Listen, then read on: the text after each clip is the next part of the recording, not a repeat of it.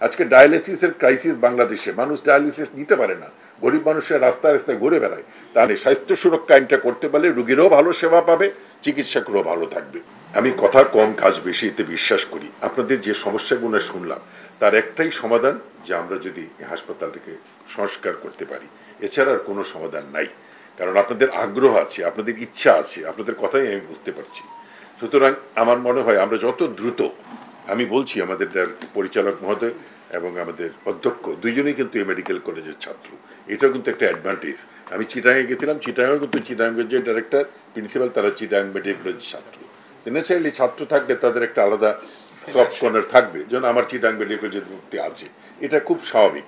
কিন্তু আমি তাদেরকে অনুরোধ করছি যে তারা উইদিন ভেরি শর্ট টাইম, কালকে যেন আমার কাছে, এখানের পরে আমি থাকবো না, কালকে যেন আমার কাছে তারা কাগজ নিয়ে আসে এবং আপনারা প্রায়োরিটি হিসাবে ইমিডিয়েট, ইন্টারমিডিয়েট এবং লেট কোনটা ইমিডিয়েট করা উচিত আমি কথা দিচ্ছি আমি করব। কারণ হচ্ছে যে এটা না করে এই ছাত্রছাত্রীদের হোস্টেল, যেটা আমার কাছে খুব কষ্টদায়ক। আমি চিটাগাং গিয়েও দেখছি যে আমি যখন ছাত্র, সে 50 বছর আগের কথা, সেই যে হোস্টেল সেটাই আছে। তা আমরা যদি ছাত্রছাত্রীদেরকে, আমার চিকিৎসক ভাই বোনদেরকে আমি যদি ভালো স্পেস না দিতে পারি, তা আমি কি করে কাজ আশা করবো? এটা কোনোদিনই সম্ভব না। আজকে উপজেলা হেলথ কমপ্লেক্সে আমি যখন যাই, আমি দেখি যে আমার ছেলে, বিশেষ করে আজকাল কিন্তু চোপ্পে মেয়েরা বেশি, আমি যত জায়গায় গেলাম সে ম্যাক্সিমাম জায়গায় মেয়ে। তো সুতরাং তাদেরকে প্রোটেকশন দিতে হবে, তাদেরকে সিকিউরিটি দিতে হবে, তাদেরকে থাকার জায়গা ব্যবস্থা করতে হবে। আমি যদি তাদের থাকার জায়গা, তাদের কর্মস্থলের পরিবেশ ভালো করতে পারি, তখন আমি তাদের উপরে জোর খাটাতে পারবো যে তোমাকে থাকতেই হবে, নিয়ম অনুযায়ী যেটা তোমাকে এখানে থাকতেই হবে, এর কোনো উপায় নেই।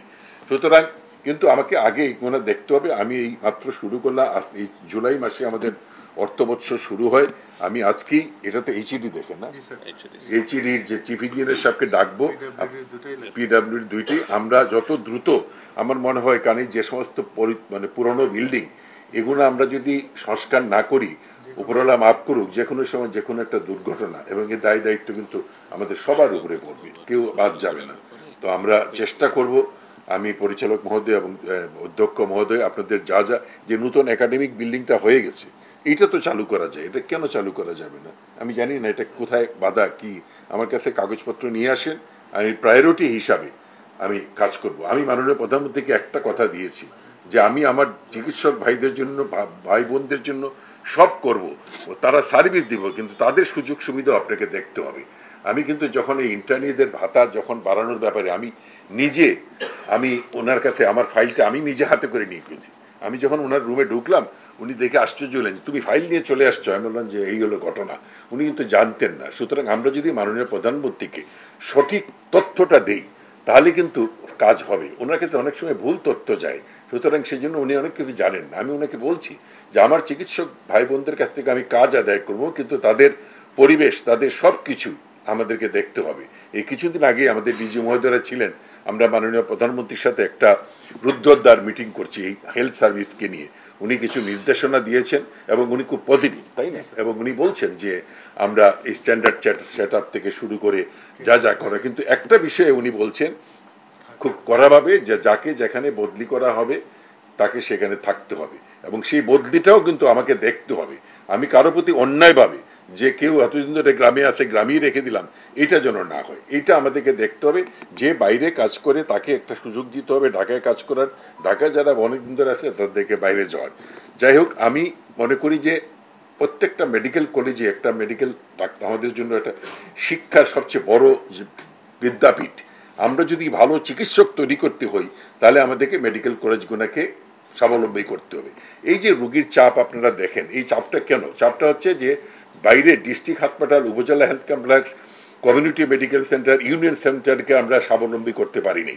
আমরা যদি স্বাবলম্বী করতে পারি, আমি যত জায়গায় গেছি, আমি সব জায়গায় খোঁজ করি এনসিডি কর্নার কোথায়, নন কমিউনিকেবল ডিজিজ, আমি গিয়ে খাতাটা বার করি, দেখি ডায়াবেটিস, ব্লাড প্রেশার, প্রচুর রোগী, প্রচুর।